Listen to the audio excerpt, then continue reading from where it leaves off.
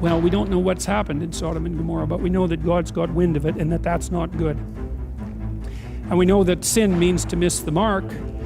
And so we know that whatever has happened in Sodom and Gomorrah means that something about the natural ethical order of things has been seriously violated.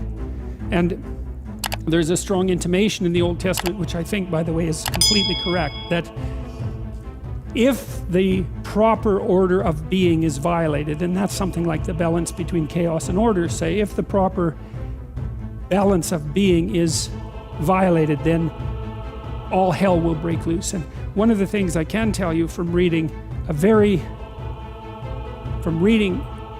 comprehensive set of myths from around the world is that that's a conclusion that human beings have come to everywhere. Stay on the goddamn path and be careful, because if you start to mess around and you deviate, especially if you know that you're deviating, things are not going to go well for you. And that idea is everywhere, and I think it's right. I think the idea is right, because there aren't that many ways of doing things right, and there's a lot of ways of doing things wrong.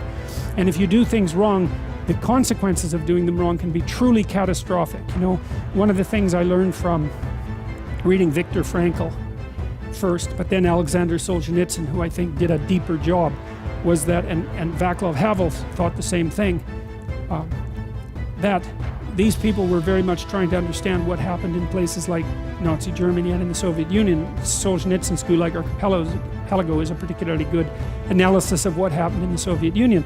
And his conclusion, and it's a 2,100 page conclusion, and it's like hammered home with a hammer. It's a book that everyone should read, you know, assuming that you can read a 2,100 page scream, because that's basically what it is. You know, first of all, what he does is document just how terrible things were in the Soviet Union between 1919 and 1959. And no matter how terrible you think they were, unless you know the stories, they were a lot more terrible than that. And they were terrible personally, because everyone lied.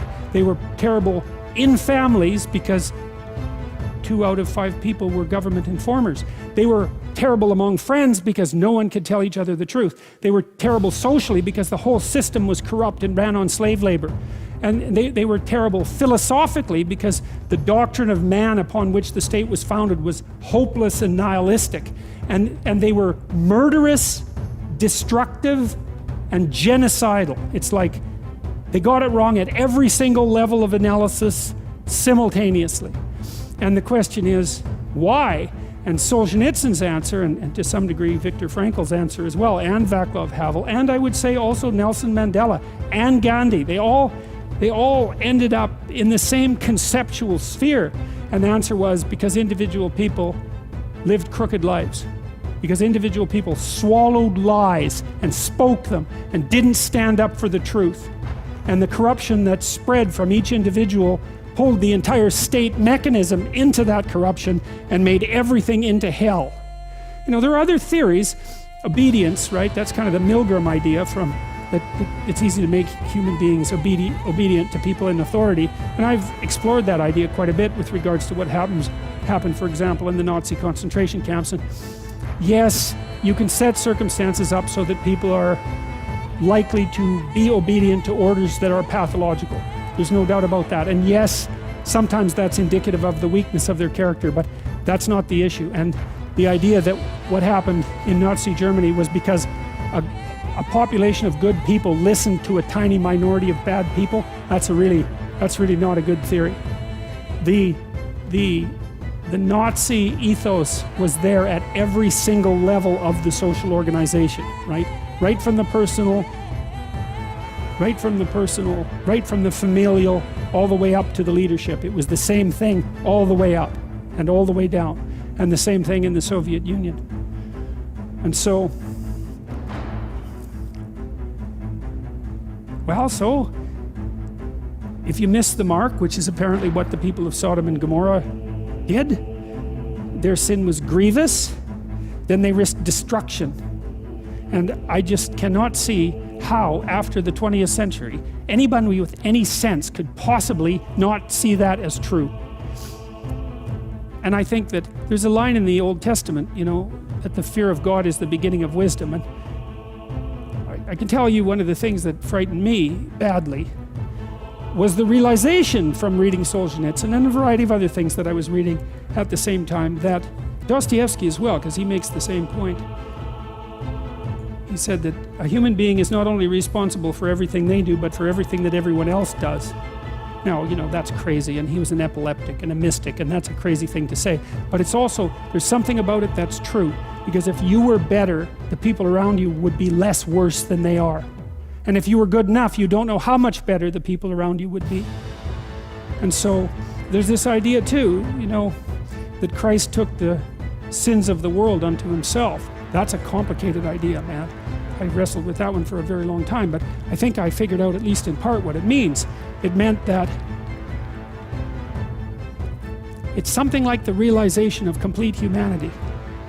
You see, to take the sins of the world unto yourself is to realize that, is to understand the Nazi concentration camp guard. Because that person is human, and so are you. And so if you can't see you in that, then you don't know who you are.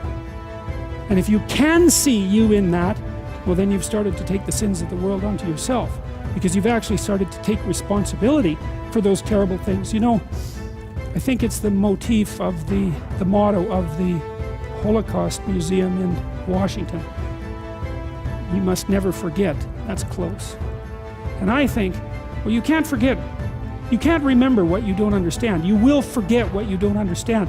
And the question is, well, what are you supposed to remember about the Holocaust? It was a historical event, that 6 million people died. That's not what's to remember. What's to remember is that's what people can do. And you're one of them. And if you don't understand that you could do that, then you don't know who you are. You see, if you don't have a vision of where you go, and if you don't have a goal where you go, you drift around and you never end up anywhere.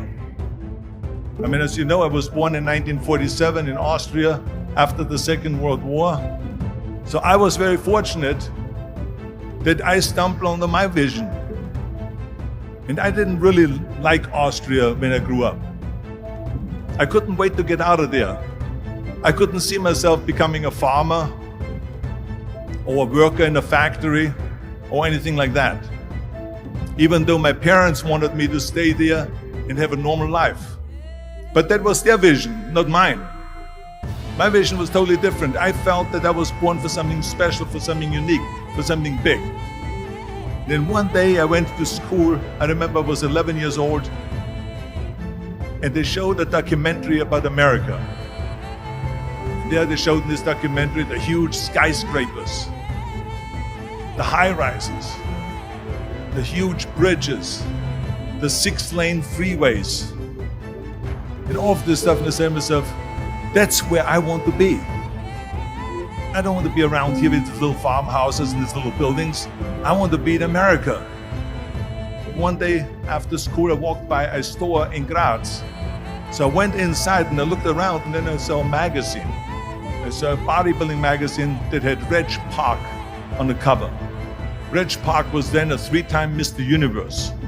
And I saw him on the big screen as Hercules.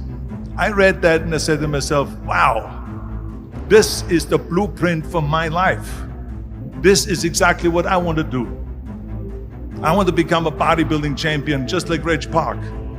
I want to get into movies just like Reg Park. And I want to make millions of dollars and be rich and famous just like Reg Park. Do you know how great it felt that I knew where I was going? Imagine the majority of people don't know where they're going. I knew where I was going, that I'm going to become this bodybuilding champion just like him. So it was just a question of how do you do it? I was so relieved, because when you have a goal, when you have a vision, everything becomes easy. So people always ask me, when they saw me in the gym in the pumping iron days, they say, why is it that you're working out so hard? 5 hours a day, 6 hours a day, and you have always a smile on your face.